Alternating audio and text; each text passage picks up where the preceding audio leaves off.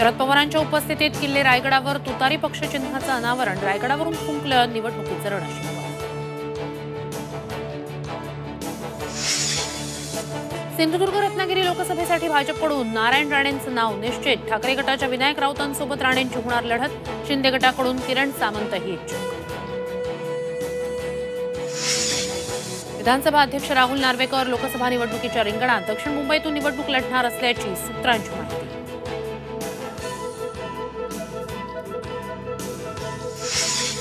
सगळे सोयऱ्यांच्या अंमलबजावणीवर जरांगे ठाम, सकाळी रास्ता रोको, दुपारी धरणं आंदोलन, मनोज जरांगेंचं आवाहन, उद्याच्या बैठकीत आंदोलनाची पुढील दिशा ठरणार।